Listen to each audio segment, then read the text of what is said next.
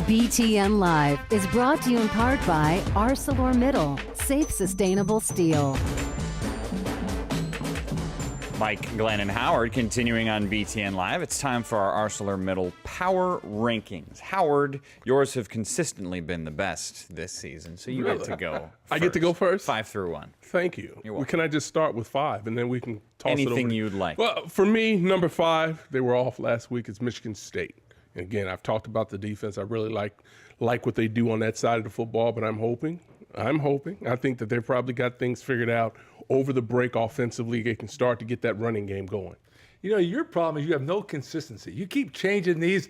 Every time you change it more than I change my socks. Number 5, I've got Iowa. At least once a week, then. I'm going with Iowa this weekend at Iowa number 5. Okay. The Iowa Hawkeyes. I'll tell you, Wow. they play tough defense.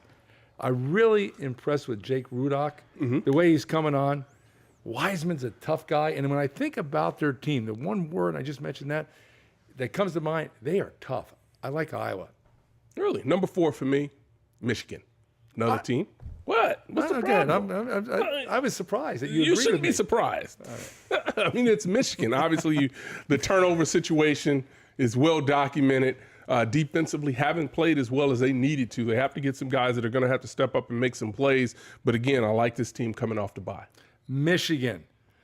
Arguably, they could have or should have lost to Akron and then UConn. Yes. Then the UConn guy gets fired. I can't figure that one out. But I'm betting on talent here. I think that the defense is still going to be good. Yeah.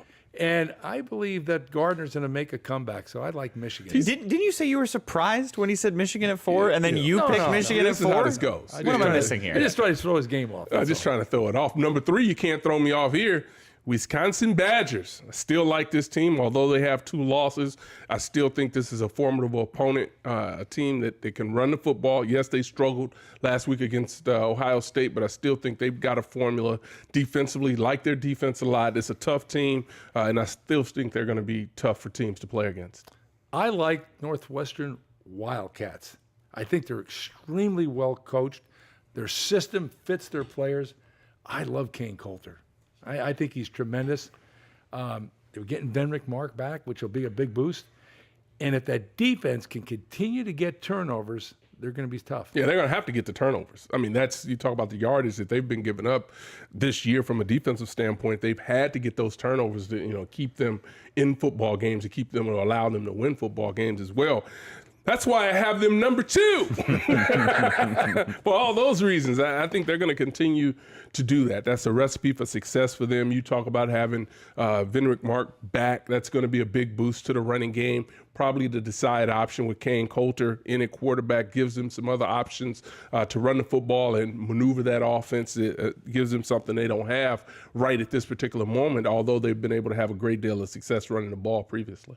I like the Badgers of Wisconsin. They showed up against Ohio State, big stage, and played, and could have won the game. They made 3 critical mistakes in that second quarter, driving the ball, and they stalled. They missed the field goal. Then they went to punt and had an illegal formation or movement procedure problem. Ohio State fumbled the ball, and Wisconsin recovered, but it was overturned, and then Shelton dropping the ball right before the half.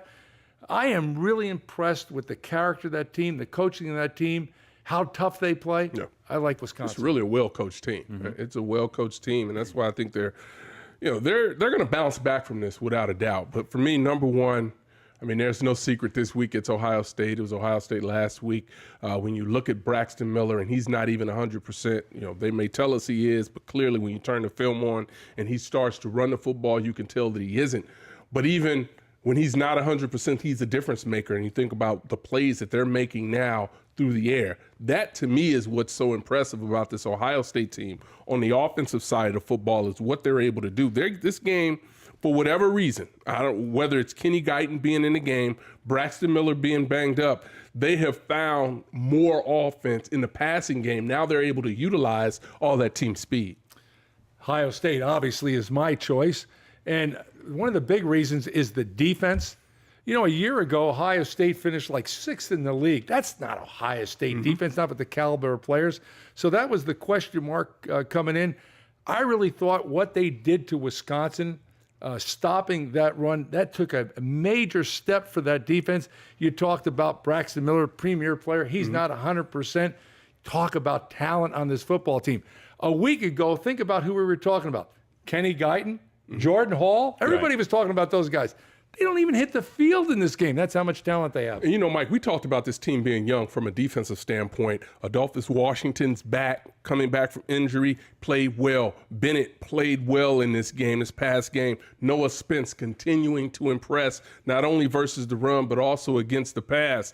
So this is a team that's starting to really show what they can do when they face a formidable opponent that's going to run the ball and try to control the clock that way. You guys have both talked about Braxton Miller, and we're going to show you a statistic right now, which is a little different because Braxton hasn't been very healthy. But if you look at the top passers in the Big Ten, in terms of passing yards this year, it's Nate Scheelhaase 1, then Nate Sudfeld, then Joel Stavy, then freshman Christian Hackenberg, then Jake Rudock. Are you surprised at all by that top 5 passing yards in the Big Ten?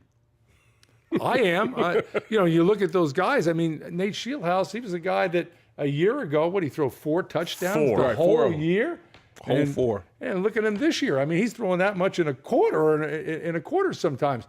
And then you talk about a guy like Jake Rudock. I mean, where did this guy come from? Right. Christian Hackenberg. I know he was well publicized, but to get right off the bus in the Big Ten and play for a place like Penn State? Sudfeld, I would argue, in summer was 3rd string, according to most people. Yeah, he was 3rd string. Right. I mean, and now all of a sudden he jumps up, is making a lot of plays in the passing game, really which makes that offense go. So it'll be interesting to see if he can get back on track this week. And then you look at Stavy, who's really, I didn't know he was going to be able to throw the ball the way he threw it in tight situations last week. So that's an impressive list of guys that I don't think many people would have thought would have been your leading passers at this point.